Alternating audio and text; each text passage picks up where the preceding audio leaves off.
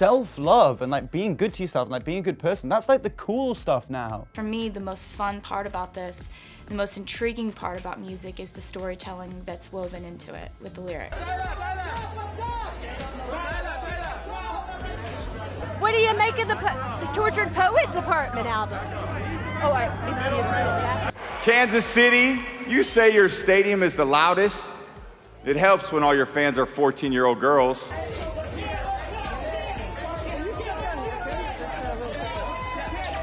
Matty Healy's story. The allure and the curse of fame, where every personal hiccup is dissected under the microscope of public scrutiny. Imagine being Matty Healy, a talented musician whose private life gets splashed across headlines faster than a paparazzo's flashbulb. His recent stint in the spotlight? None other than the lyrical musings of his ex, the ever-mysterious Taylor Swift. Let's set the stage. It's 2024, and the world is buzzing about Taylor Swift's latest musical masterpiece, The Tortured Poets Department. In this melodic saga, Swifties, as her fans affectionately call themselves, are playing detective, deciphering which tunes might just be odes to past flames. Enter Matty Healy, caught in the crosshairs of Taylor's artistic expression. Now, Matty isn't one to shy away from the limelight. Her stage presence is electric, his music captivating. But when it comes to his personal life plastered across tabloids, well, that's a different ballgame altogether. Imagine being hailed as the inspiration behind songs like The Smallest Man Who Ever Lived and I Can Fix Him, No Really I Can. It's enough to make anyone do a double take, especially when you've moved on and found new love. According to the grapevine, because what juicy story doesn't have a grapevine, Matty's not harboring any ill will towards Taylor. They're both artists after all, and creative expression is part and parcel of their world. But here's the twist. Matty's discomfort isn't about being immortalized in song, it's about the resurgence of attention on a past relationship while trying to nurture a new one. Matty's navigating the choppy waters of fame, steering his ship towards new horizons with a special someone by his side. He's worked hard to find his footing amidst the tumultuous waves of public opinion. Yet, here comes Taylor's album, stirring up waves that threaten to capsize his sense of peace and privacy. The source spills the tea, because where there's gossip, there's tea. Matty's always admired Taylor, but he's also human. The constant spotlight can be blinding, even for the most seasoned stars. So while he's weathered the storms of fame admirably, this unexpected storm surge from Swifties dissecting every lyric leaves him feeling a tad uneasy. I did a thing where I called him, and then we were in the press. From as far as they were concerned, we were best friends. Self-love and like being good to yourself and like being a good person, that's like the cool stuff now. Because it's Taylor Swift. Yeah, we met each other, we exchanged numbers in the same way that a lot of people in this kind of world do. For me, the most fun part about this, the most intriguing part about music is the storytelling that's woven into it with the lyric. In 1975, frontman and Matty Healy have been dating for approximately 2 months now. 2 months? Incredible perks that come with this life. There are also really heavy pressures that come with this life, and you just have to try to balance them. It's the biggest pop star in the world. I'm in Australia. There's no like relationship or anything happening.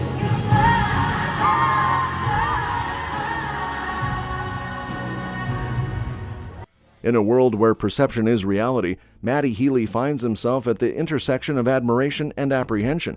He's not a villain in this narrative, he's simply a man trying to reconcile his public persona with his private realities. And isn't that a tale as old as time in the world of glittering fame? So as the world continues spinning and Swifties dissect every note and nuance of the Tortured Poets Department, spare a thought for Matty Healy. After all, behind every headline, there's a person navigating the uncharted waters of public scrutiny with grace and, perhaps, a hint of trepidation. Met Gala Drama. The anticipation leading up to the Met Gala, where tabloids play a guessing game fit for the royal court. Will Taylor Swift dazzle the red carpet with her footballer beau, Travis Kelce, or will she make a solo entrance that leaves jaws dropping? The drama unfolds like a Shakespearean comedy, with twists and turns that keep fans on the edge of their seats. As the week of whispers and speculation culminated, Monday night's revelation left Swifties disappointed. Their queen would not grace the Met Gala's hallowed grounds this year, and she wasn't alone in her absence. The luminous Beyoncé and the ever-iconic Rihanna were also notable no-shows, adding a touch of mystery to the star-studded event. Rihanna's absence was particularly felt, as she had become synonymous with Met Gala grandeur, her past entrances sparking viral frenzies and fashion revolutions. Who could forget her mini-skirted Pope ensemble in 2018, or the breathtaking 55-pound gown that catapulted its designer to haute couture fame? Alas, the flu had other plans for this year's fashion queen. The gala, a melting pot of celebrity, fashion, and spectacle, relies on star power to fuel its allure. While luminaries like Zendaya and Jennifer Lopez grace the red carpet, the absence of Rihanna left a palpable void, with fans lamenting the lack of her ethereal presence. Taylor Swift, a Met Gala veteran since 2008, had taken on the role of co-chair in 2016, adding her own brand of enchantment to the event. Her recent meteoric rise with the Eras Tour and the chart-topping success of the Tortured Poets department ensured that her absence didn't dim her spotlight outside the Met's walls. Nature, the animals, we're really inspired by the theme, really, so. What do you make of the Tortured Poet Department album? Oh, it's beautiful. Yeah.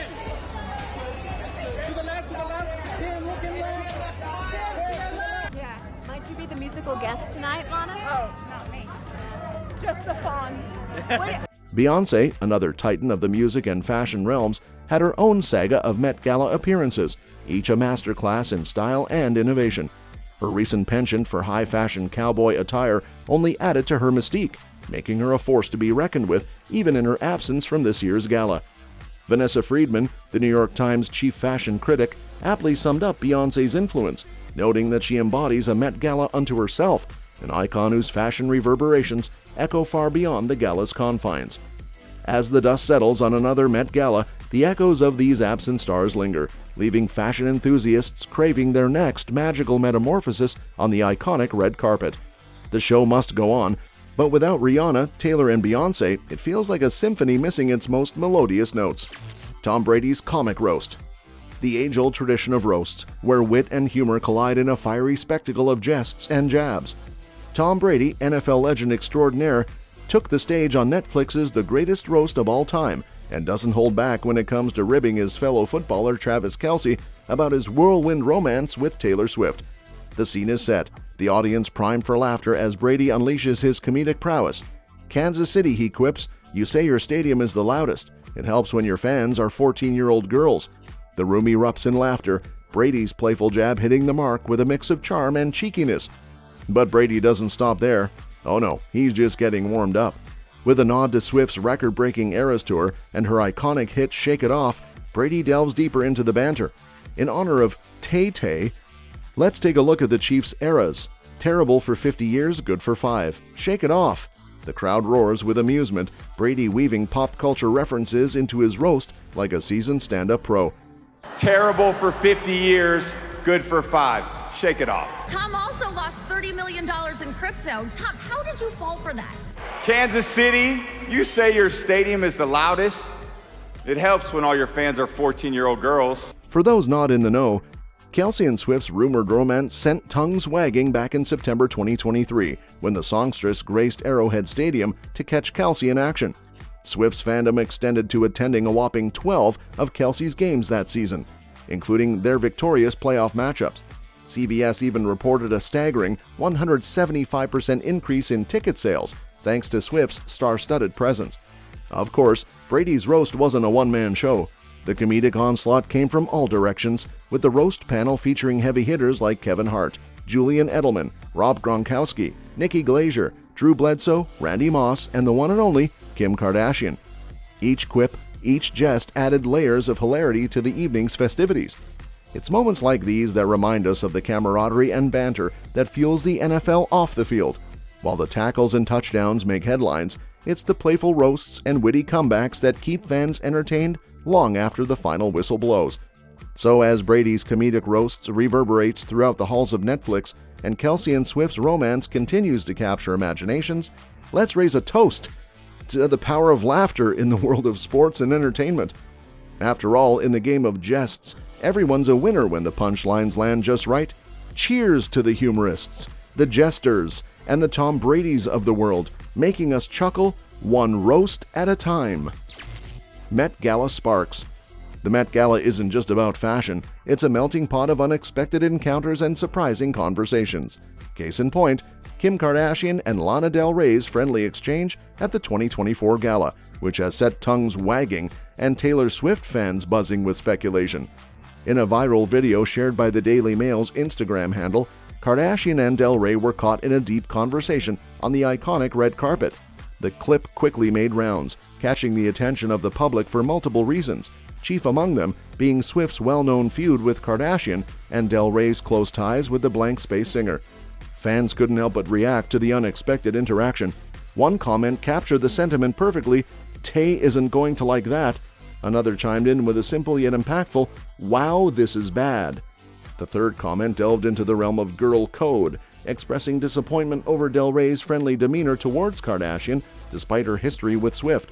After all, Swift and Del Rey shared a storied friendship, having collaborated on the track Snow on the Beach from Swift's acclaimed Midnight's album.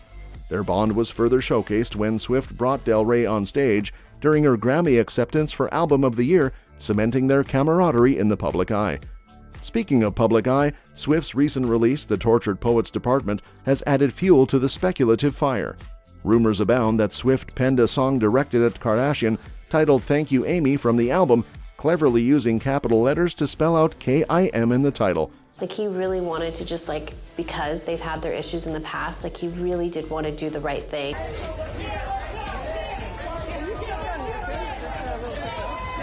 My advice is that you give Taylor a call and try to make amends.